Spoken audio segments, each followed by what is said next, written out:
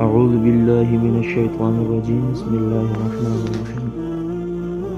ایک اثر معاصی کا یہ ہے کہ آدمی علم سے محروم رہتا ہے، کیونکہ علم ایک باطنی نور ہے اور معصیت سے نور باطن بجھ جاتا ہے۔ امام مالک رحمہ اللہ نے امام شافعی رحمہ اللہ کو وصیت فرمائی تھی، انی اری اللہ تعالی قد القى علی قلبک نورا فلا تطفئه بظلمت المعصیہ، یعنی میں دیکھتا ہوں کہ اللہ تعالیٰ نے تمہارے قلب میں ایک نور ڈالا ہے، تو تم اس کو تاریکی معصیت سے مت بجھا دینا۔ اور ایک گناہ کا نقصان دنیا میں یہ ہے کہ رزق کم ہو جاتا ہے۔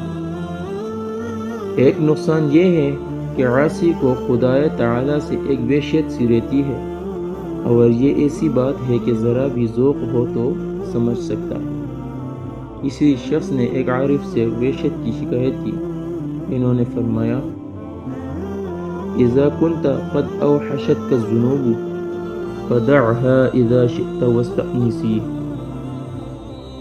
ایک نقصان یہ ہے کہ معصیت کرنے سے آدمیوں سے بھی وحشت ہونے لگتی ہے، خصوصاً نیک لوگوں سے، کہ ان کے پاس بیٹھ کر دل نہیں لگتا، اور جس قدر وحشت بڑھتی جاتی ہے ان سے دور اور ان کے برکات سے محروم ہو جاتا ہے۔ ایک بزرگ کا قول ہے کہ جب مجھ سے کبھی معصیت سرزد ہو جاتی ہے تو اس کا اثر اپنی بیوی اور جانور کے اخلاق میں پاتا ہوں کہ وہ میرے پوری طرح مطیع نہیں رہتے۔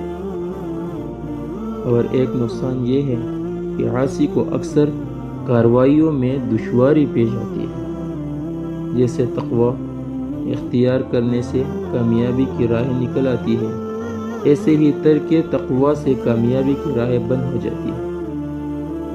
اور ایک نقصان یہ ہے کہ قلب میں ایک تاریکی سی معلوم ہوتی ہے، ذرا بھی دل میں غور کیا جاوے تو یہ ظلمت صاف محسوس ہوتی ہے۔ اس ظلمت کی قوت سے ایک حیرت پیدا ہو جاتی ہے، اس سے بدعت و ضلالت و جہالت میں مبتلا ہو کر ہلاک ہو جاتا ہے۔ عبداللہ بن عباس رضی اللہ تعالی عنہما فرماتے ہیں کہ نیکی کرنے سے چہرہ پر رونق، قلب میں نور، رزق میں وسعت، بدن میں قوت، لوگوں کے قلب میں محبت پیدا ہوتی ہے، اور بدی کرنے سے چہرہ پر بے رونقی، قبر اور قلب میں ظلمت، بدن میں سستی، رزق میں تنگی اور لوگوں کے دلوں میں بغض ہوتا ہے۔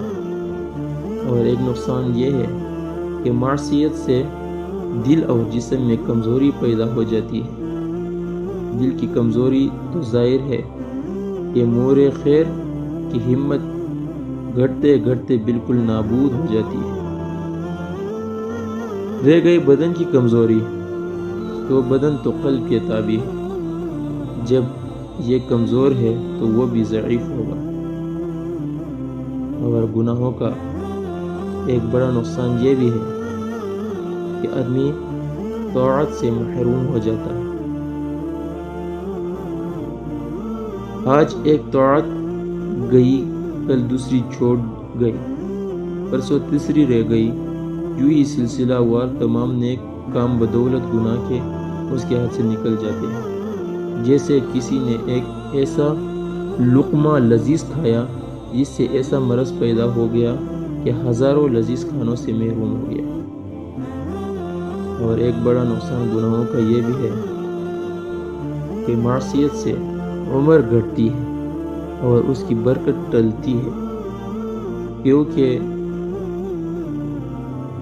نیکی سے عمر بڑھ جانا صحیح حدیث سے ثابت ہے، تو فجور سے گھٹنا اس سے سمجھ لیجئے۔ اور یہ شبہ نہایت ضعیف ہے کہ عمر تو مقدر ہے، وہ کیسے گھٹ بڑھ سکتی ہے، کیونکہ عمر کی کیا تخصیص ہے۔